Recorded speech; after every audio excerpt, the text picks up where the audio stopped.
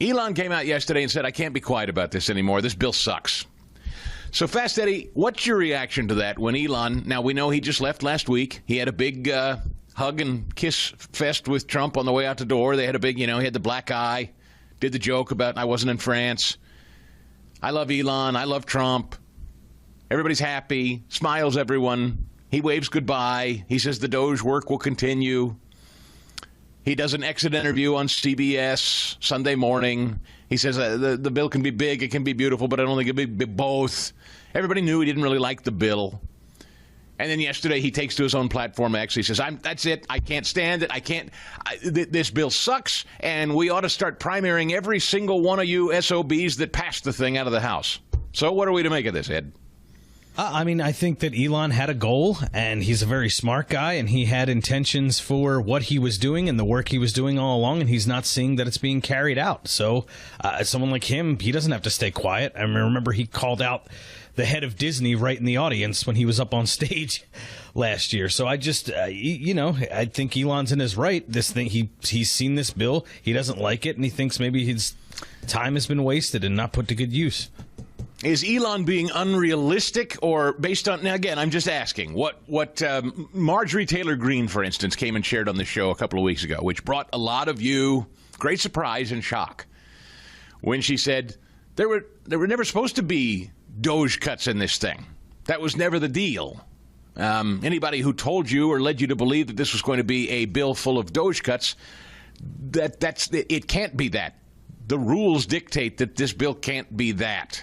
This is about getting the spending agenda of Donald Trump passed.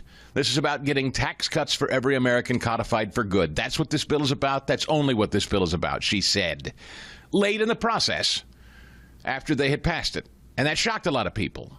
So is Elon being unfair or unrealistic in his expectations for what this thing is supposed to do? He could be, but I don't know how he would have been led to believe up to this point that it would be different. So yesterday in response, Trump sends a rescission bill to Capitol Hill as well. There was a little weirdness on that. That was supposed to come Monday. Monday came and nothing really. And then it kind of vanished. And then there was some, hey, what about the rescission bill? And then there seems to be a little chaos. I'll concede it looks a little wonky, a little weird with the rescission bill. Like maybe not everybody knows what's going on. It was posted for a minute, then it was taken down as I read. Anyway, $9.8 billion rescission cuts. The White House has offered up to Congress. The clock starts, as I understand, once that's officially accepted by the House, 45 days to get that done. That did not ameliorate Elon. That did not ameliorate most people. Now, here's another thing. Marjorie Taylor Greene, speaking of her for a minute, she posts on X, I think yesterday, and I might have briefly glanced over this, but it's probably not a small thing. What do we make of her saying, gosh, if this AI thing, if I'd read that and known this thing about the federal government prohibiting states from regulating AI was in there, I certainly wouldn't have voted for this thing. Got to confess, I didn't read it. Now, when she says that, Ed, that doesn't help matters at all, does it? It doesn't, but I think it goes to, there's a lot of, remember, we have to pass the bill to find out what's in the bill. Exactly right. This harkens back to that, and honestly, the Republicans do not look good here as far as pushing this forward and not knowing what's in it. There is no excuse in 2025 with AI technology, ironically. There's no excuse to not know what's in this bill. AI can read this entire bill. I asked Grok yesterday what kind of waste in this bill, in this big, beautiful bill, could be cut. I'll read what Grok, an AI program. That's the AI program of, it's the Google, if you want, for X, the X platform. I just asked, what's wasteful in the big, beautiful bill that could be cut? Grok spit out some rather interesting results. So it really depends on who you listen to here. I don't want to get overly excited. This is why Mike Johnson was trying very, very hard to get this thing passed through the House by Memorial Day, and giddy up. The deadline with Elon was coming.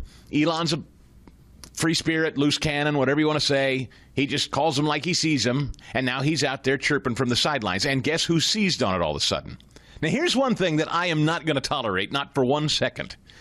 I'm not going to listen to Democrats now use Elon as their argument for not passing the big, beautiful bill. And that's what they're all trying to do now. Chuck Schumer and all the other Democrats are out there saying, well, Elon's Trump's buddy and Elon doesn't like it. So if Elon doesn't like it, this really must be bad. We can't pass it. Listen to Elon. I'm with Elon. We shouldn't pass the big, beautiful. No, that's garbage. The Democrats don't now get to cling to Elon Musk as an excuse to torpedo this thing. Now, can it be improved? Look, here's another way to look at this. I don't know this. I'm just saying, here's another way to look at it. Is Elon being used as a tool here by the White House? Is it possible that some conservative factions inside the White House are actually using Elon to put pressure on who? Thune and the Senate. This has already left the House, and he's already saying, these guys in the House, you suck wind big time. You passed something that didn't pass muster with the American people. This is not why we sent you there. This is a big, bloated, disgusting mess. And we're going to primary you people who supported it.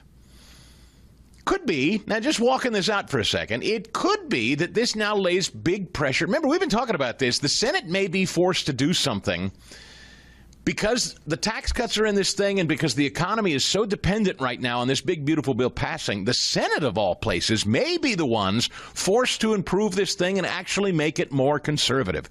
And people like Ron Johnson and many senators are saying that that's exactly what they intend to do. Maybe.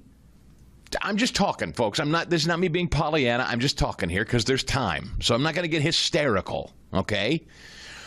But maybe Elon is bringing pressure to bear on Republicans in the Senate. Now that you've got Chuck Schumer and everybody going, well, if Elon hates it, it's got to be a terrible bill. We can't pass it. Pressure's being ratcheted up and ratcheted up and ratcheted up to get this thing passed now.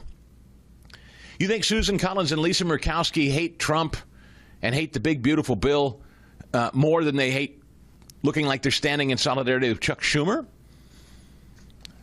Maybe. I mean, the one thing they can't afford to look like is they're aligned with Democrats entirely. They can be independents and free spirits, but if they look like they're helping Democrats, that might be another mess. So you could look at it this way. Senate Republicans are now forced to improve this thing, and then when they go back to the House and they have to talk through the changes that they made, now is the House pressured to abandon some of the garbage that they initially packed in this thing and sent over to the Senate? One way to look at it. Now, Mike Johnson and John Thune, Speaker of the House, Leader of the Senate, they both ran out yesterday and did triage immediately on this. This is what a headache for these guys. Johnson is trying to keep the cats herded because the Senate's going to change this, and when it comes back to the House, he's got to keep the House people happy, and now they're starting to splinter right and left. Some of them started shouting, we haven't heard anything about rescissions. You know what? I'm not interested in helping this big, beautiful bill pass if we're not going to do rescissions. And all of a sudden, wham, rescissions showed up. So there's a lot of moving parts, ladies and gentlemen. Stay calm. For full shows, live and on demand, it's Salem News Channel.